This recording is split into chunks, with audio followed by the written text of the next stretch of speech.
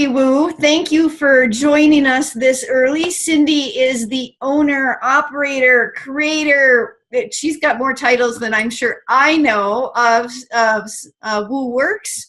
I would love to learn about what WooWorks is, why entrepreneurs need to be tuning into you and to this conversation. But first of all, welcome, Cindy, to this interview with you. And I look forward to learning more about you. So let's start with, give us a little idea of who Cindy is. Well, my name's Cindy Wilcoes. It's actually not Cindy Wu. I was in insurance financial services for 7-8 years, doing marketing training and recruiting manager. Basically utilizing social media for both aspects and getting a lot of results. Of course, that industry has a lot of compliance and, I was in a big corporation. So I trained independent contractors to help start their business. Everyone that I recruited were 1099. Mm-hmm. So I decided to start my own business because I wasn't able to help them as much as I wanted to within marketing. And there's so much opportunity. Just taking advantage of little things that are out there. And that's when I decided to do WooWorks. And I came up with it because my nickname was always Woo. So I'm going to be like, hey, Woo, what are you doing? Because no one could pronounce or spell my last name. And, my boyfriend just wrote on a napkin, like, what would be a good name? And, Woo, and then put the works. And that's how it came about. Well, I love the name WooWorks. I think it's original. I think it wraps your story in. And the experts I know, and you are probably one of them, you want a name that people can remember and tweet and talk about. I think WooWorks clearly fits that. So some indication you know what you're talking about. But give us some idea of all the other things you could be doing with marketing and helping businesses. Why this type of marketing?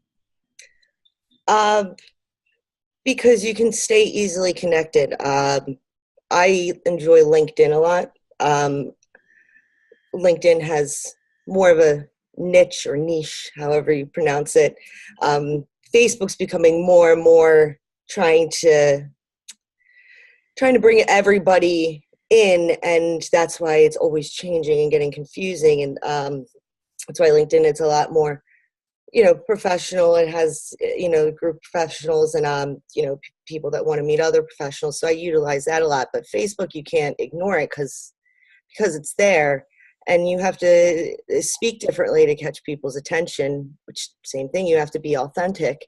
So you can grab 20 people's attention just by chatting with them, exchanging information, meeting with them. Mm-hmm. As opposed to going to a networking group with 50 people, they give you 50 business cards, and then I have a whole booklet of business cards. I don't remember who they are. You add them on LinkedIn or, Facebook, you see their face, you could put a name to the face. They don't spam you as much because they could see who you are. So you still have to keep that level of professionalism when using social media. But also being authentic, because you have to draw attention. If you're always like, the sky is beautiful and blue today, and you do that every day, it gets a little boring. So you have to be authentic and keep with what your true values and beliefs are. And some people don't like it, but that allows for good debate and conversation. And I utilize that a lot more on LinkedIn, and seeing how people respond, professionals and all that. It's really interesting. Well, there's so much in that answer I want to talk about. First of all, there are different platforms with social media. Depending on what you want to do, depends on where you should be appearing and spending your time. Is that correct, Cindy? Mm-hmm. Yes. I mean, Facebook's the biggest one. So if you don't want to go in any other one, if you have to choose one, probably Facebook would be number one. If you're looking for more, quality candidates, professionals, lawyers, CEOs, you probably would want to go on LinkedIn, Twitter. If it just depends on the industry. If you're an interior designer, then Pinterest. So you had also talked in that first answer about being authentic. Why is that so important in marketing and social media? Um, because you don't want to be boring. you you want to be yourself, and you want to have followers. You want to do something that you truly believe in, and you're not going to, what you believe in, you're not going to be able to have everybody like you. So you might as well, do something authentic than do something general where it's boring. If you see advertisements, I mean, I listen to them all the time, and I rarely give in to marketing. I actually bought something that I saw on TV, and I'm like, I can't believe I did that, but I do need it. But they give you that factor of a little bit of fear. Like, I'll listen, be like, don't get cut up chicken. It has this and that, and has this and that. And it's just keeping it short, keeping it simple, and then getting people like, I do that. Maybe I need this. Maybe something's wrong. So making people, think a little bit, be like, I do need this. I love that. I would love for you to tell us why hiring an expert when it comes to marketing is the right choice for folks that are startups. Well, the first thing because sometimes I'll talk people out of hiring a marketer. Okay. Some people, sometimes I get more excited for their product or service, and they kind of drift off. Not everybody, but it's to keep things fresh, keep research. What's going on right now, or are people getting sick right now? Making things relevant, and you can see things overall that sometimes people are kind of stuck looking that way, that there's so much broader area that you could attach. So if let's say it was just open enrollment for healthcare, what are you doing that to incorporate with your business? Events. I just bought a new house. If you're a financial person, it's event marketing. Market to those people. They're doing that, and it takes time, and it takes research, and it's just like the stock market. It just goes up. People's emotions, different things become important. One day it's important, the next day they stop. And so it's keeping consistent with your message with everyone else going like that. I love the idea of consistency. That's one of the things as a coach I try to teach my clients. Why is consistency so important in a marketing message? Because if you're giving off different messages, people get confused. My one is at Geico. You might probably see the commercials. My boyfriend went to an appointment the other day. He does self-synchronized clocks and like schools, different things like that. And they asked him, like, well, why should we go with your product? And he's like, well, my product could save you 15% or more. And then he stopped himself and was like, I just sold you a Geico commercial.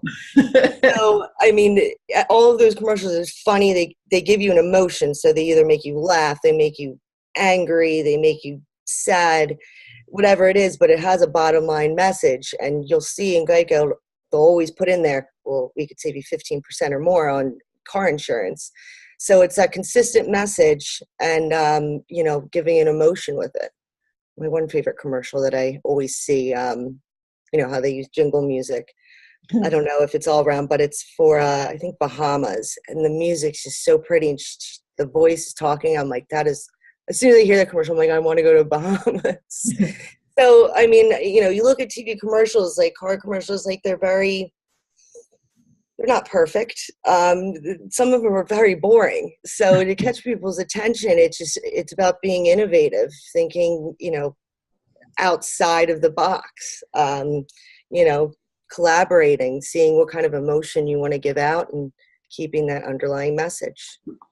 When you say collaborating, how does that play into my message as a business? Well, I need to know, what your personality. So are you, aggressive or dynamic? How do you want to catch people? Because there's a number of things you'll see on Facebook. People love seeing funny things about puppies and dogs. Do you want to bring like, oh, that's so cute? Or do you want to be like, oh my God, I need that? Or be like, oh my God, that's so sad, I want to help. Or that is so funny, I want to go there. So it's figuring out, what kind of emotion you want to bring to that person. Because if you're not giving emotion, they're not going to remember it. And that's how you remember the biggest moments of your life, is because you had a big emotion, something that changed your life. You really, someone passed away, someone was born, you cried, you got fired. You remember that because you were very emotional. Yeah. So give us some idea what you do as a marketing expert. What do you just tell us, how to invoke that emotion? Because I have a feeling you do quite a bit more than that. So give us some idea of what Cindy does to take care of her clients. Well, I see what you're doing right now. So it's kind of, what's that saying? Picking the fruit that already fell from the tree. Like, are you on like the yellow pages online? Are you on Google? Can people find you? Are you on Facebook? What associations are you affiliated with? What do you have now that we can take advantage of? And that's how you grow from there. Because there's a lot of opportunities that people miss, that, you need someone to talk to you and be like, it's right there. Just make an appointment. Some people have a hard time with the idea of sales, but marketing, sales, it goes together. So you have to put yourself out there as a business person. You have to, what I used to say when I used to do training is, be a politician, shake hands, well, don't really kiss babies. Because, for example, if a lot of people that go to vote for, a senator, politician, if they go in, they don't know who it is, but they saw a sign for a person's name, on the highway, like little things like that, they're more likely to vote for them because the name's familiar to them. They have no idea about politics. So it's everything you do, you're personally branding yourself, you're personally marketing yourself, as well as, your business. Like, you go to an interview, you're marketing yourself, you're selling yourself to that job as an applicant. So it's all around you. So when you say personal brand, what does that mean? It's just how you present yourself around other people, how people view you. Are you going out there and starting conversations? What other people are you working with, collaborating with? Do they see you as an expert? Do they see you as, someone, a professional that gets stuff done? Are you aggressive, or, how you're viewed? Are you may be a little bit quiet, but you're very organized. So it's who you are. And if you can see right here, down here, I wrote this about a year and a half ago when I started WooWorks. I wrote a very brutally honest list of my weaknesses and my strengths that I could look at every day. I put top of my strengths is persistent. I had here to be like, you are so persistent. But then on the other side, you'd be like, you are relentless. So that was the top of mine. And I think that's the first thing. I was taught by a successful entrepreneur. It's the first thing she told me to do, be like, get a whiteboard and make it very honest, strengths and weaknesses board, so you can figure out who you are. I showed it to my boyfriend. He's like, it's very honest. There's a couple of things that I like about what you have just said. One is the honesty and the authenticity for you to see yourself as you are. I think there's a lot of times in our life that we have to put on this persona for somebody else. And I hear you say, let me know if I'm wrong, that when you brand yourself, it needs to be authentic. It really needs to be who you are to resonate with the audience. The other thing you talked about is really identifying your strengths and playing those strengths in your marketing message. Why is that important? Because if you tell someone that you're, let me see, that you're, a fighter, independent, and, you're not really like that, they come to you, then that's false marketing. You don't, the one thing you want to do is you don't want to overpromise and you don't want to underdeliver. Anything you want to overdeliver and underpromise. So you can't do that if you're telling people that if you don't know who or what you are and what you think you are. So you definitely want someone to look at the list and be like, I'm very organized. Be like, but are you? If you like, look at the mess right there. I don't think that's organization. Like, oh, maybe you're right. Maybe I need to fix that. So weaknesses are there to see what you need to fix, because everyone can become better, in your personal relationship and, as a marketer, as a salesperson, as a business person. And that's just being more intuitive, seeing how people react when they give you that look like, what?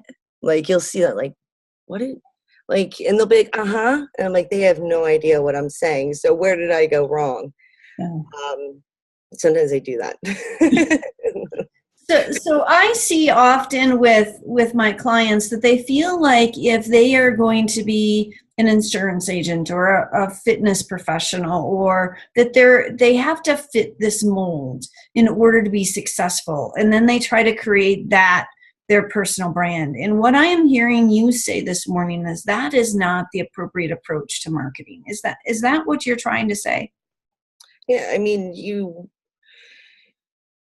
want to build, like, if you want to make yourself better, then you have to take the steps to make yourself better if there's certain weaknesses, but play on your strengths. If you're good at that, then, don't pretend like you're something that you're not. It's going to backfire on you every time. I know in the beginning, like, I said things, I'm like, yeah, let's do this, that. And then I'm like, oh, I don't even remember what I said. I know I can do that, but I'm like, I need a better strategy and plan in place, step by step by step. Yeah. So I think that's the main thing. Yeah. So when it comes to personal branding, it's my understanding in the marketing world that you have to pick out colors and you have to pick out certain fonts, and then you have to stick with those fonts. Many folks have a hard time sticking with a font or two, or sticking with a specific color. Is a color and a font so important to who I am and how I do my business? For me personally, I think that's the last thing you should worry about. You're going to start a business. Don't be investing in a logo. Don't be investing in colors, a website. Go out and find clients. Make sure you have a business. Once you have some of that input, real clients, you're building, then you can start to understand what your business is, what you like. Like WooWorks, it took some time. I wasn't right away like, bam, there we go, because it's a commitment. It's like any commitment. It's your name. So what are you naming your little baby? So to take your time on that. Discover what your business is, what you're good at, the type of people you're around. Start to listen, maybe how, like I said, everyone nicknamed me Woo because my Facebook name was Cindy W. And they're like, what's a W stand for? Oh, that's why I always thought it was just Woo. I didn't realize it was. No, it's Wilkos, Wilkos. Oh, I guess maybe I did know that. Yeah, absolutely. So let's say somebody does come to hire you. What specifically are you doing for them besides helping them create that personal brand? What are you doing for them as a marketing expert?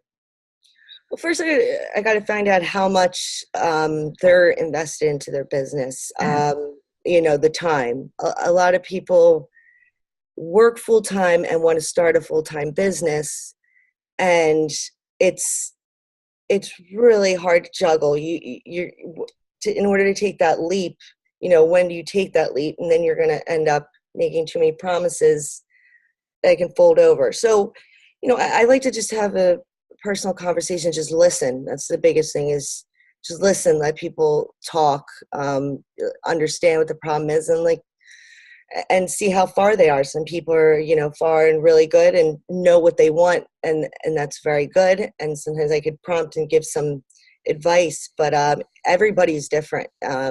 It's just finding out, asking the questions and just listening and seeing well, you said this, so, what are you doing, with that? You're part of this association. What are you doing with that? because there's so many things out there to market yourself that's free. It just takes time. Yeah. And that's where I look at and I'm like, what can we do that's free? And then after that, it'd be like, it looks like this is, bringing some money in, some that. Let's now invest a little bit into it. So I love that you have those conversations with your potential clients, and I would assume your current clients, because budgets do go up and down. You might have 3 or 4 months that's great, and then you lost a big client and your budget's tighter, and then you come back up for a little bit. It's that cycle is a part of entrepreneurship. So let's say somebody has a budget, small or large, and they want to hire a marketing expert. Can you give me a couple of good questions you would love to hear from somebody looking to hire you? yeah, I have some written down. We'll just make it easier.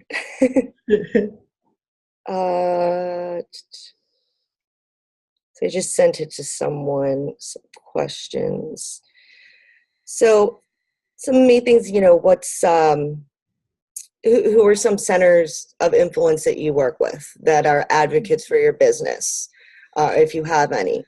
What's your value proposition? How many times a week do you set up business development meetings? You meet someone one-on-one and ask them questions and see who they could refer you or how they could help you or what they think. Who are some strategic alliances, people that you could work with that are mutually beneficial. So if you build houses, do you have someone that's a painter that if they need a paint job, you can work? It's mutually beneficial, and vice versa. Someone that you could exchange business with that specializes in a certain area. So what do you have available? Are you local, global? There's so many questions, and I like to do the research beforehand, look at the website, see if it makes sense to me as someone just skimming through, like, am I going to go through this and do I understand what they're saying, like that? Because you've got about 5 seconds to catch someone's attention until they're just like, I'm out. So, I do research in the person to see what they're doing. So, I'm not redundant in some of the questions, but those are just a few main ones. What are you taking advantage of right now? Who are you? What's your business? What do you stand for? Because maybe I don't know too much about your business. Maybe I'm not a right fit for your business, but maybe you taught me something about your business that I love the idea and I want to get involved. So I have to be as passionate about your business as you are. Otherwise it won't be a fit. I agree. And I have worked with some marketing experts that I hired, and very quickly I was like, this isn't feeling right. This isn't like the chemistry wasn't there. Mm-hmm. And I agree with you. It has to be there. So I love the fact you do this assessment with folks as they come in and really make sure that you understand where they're legitimately currently at. And entrepreneurs should be honest with their marketing experts to say, what, I'm only meeting with people a couple of times a week. That's where my time frame is. I should be meeting with people 6 times a week or 15 times a week, and I'm only doing it a couple times a week. You need to be honest with that marketing expert. And I love the fact that you are doing that. But I also want to give the entrepreneurs that are listening to this some tools to ask people that they are looking to hire to help them as marketing experts. Like what are a couple of questions that I should ask you if I'm going to hire you to know that you are A, a right fit for me, and B, have skills to help me? Well, it depends, because people specialize in different marketing. So there might be, website, they might do filming, they, might do branding, all of those different types of things. For me, I have, a bunch of strategic alliances that I work with, and not just one. So I have a couple website designers, and I fit them, I think this person I talk to would work with this person that I work with, and they're very happy to get the business, and vice versa. Mm-hmm. And I kind of package it together. But you need to look at the work, look at what they do, see what they've been doing, and see if you have the communications there, that you both understand. So it goes back to not much of questions to ask. It's being able to have a conversation and being on the same page. Because the biggest thing is people forget is just listening. I could ask you a question and you might perceive it totally different. So just letting people talk and let it out, and me being like, I don't understand this, I do, and then going into there.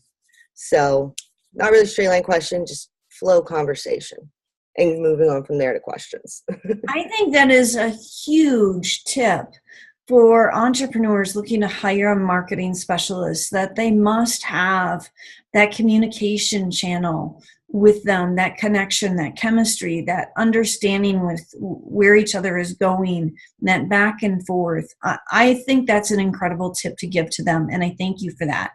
I know we are approaching the end of our time here, so I want to be asking you how people reach out to you, how people connect with you. I mean, maybe they want to hire you, or maybe they just want to be an ultimate fan. Help us figure out where in the world you are, how to connect with you, and what services you can offer to us. Well, I always tell people, some people just ask for advice or just feedback. So you can always message me on WooWorks Marketing, my business page. And then I get notifications on my phone. I answer. Same with my LinkedIn. Just look up Cindy Wilkos, WILK. O is in orange, S is in snake, Z is in zebra. And WooWorks, WOOWORX Marketing. And just message me. Just ask a question if you have something. And if I can't help you, I'll at least let you know if I can. And I'll give you my feedback and my honest opinion about it. And if you like what I have to say, then we can talk more. I think that's great. So when you talked about your business page, is that on Facebook? Yes. Okay. I just want to be sure people know where that business page is in the world. We're speaking the same language. So the best two places to reach her is via Facebook, her business page, or via LinkedIn. She is there for you to connect with you, give you advice. She's, of course, in this group. I think you're in my group. If not, I can also connect you with her. But give us some idea what you are looking to accomplish in 2018, because my tagline for 2018 is make it happen.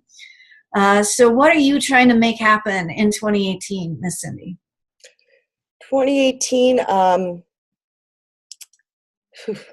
I'm trying to get myself a little bit more organized and a little bit more focused on one thing, because I know I'm good at a lot of things, but that's working with one company, one that. So I realized this year that I need to kind of slim it down a little bit, and I'm trying to rework my business plan, which is very important. Doing business plan, budgeting, doing your marketing plan, getting out there. So that's, I think, is getting my taxes done and seeing seeing what's working, what's not working. Yeah, I give you kudos for going out and trying to be more organized and more focused. It is one of the toughest things to do for the creative type. I would consider you a creative type. Their strengths is seeing lots of things in the world and being able to funnel that for you, but it's hard for them to stay focused and concentrate on one thing. So good for you to work on that weakness. I can't wait to continue to build this relationship with you, Cindy. I hope people reach out to you. And I think we will be doing more collaborative work in 2018 so that you can bring your knowledge to my network and I can bring my network to you. You could always join my group, Brutally Honest Focus Group, which I just do poll questions. It's interactive. It's a lot of fun. I think it is. People in the group think it is. So I like to get people's honest feedback on just poll questions. And they are interesting and great questions to be a part of. And again, that Brutally Honest group is in Facebook if you are looking for it. I will ask Cindy to send me some links, and we will post those links underneath this Facebook post. And I'll see what YouTube will let me post in terms of my short description that they have given to us. So thank you very much this morning, Cindy, for your time, and just the best 2018 to you. Thank you. You too. Peace.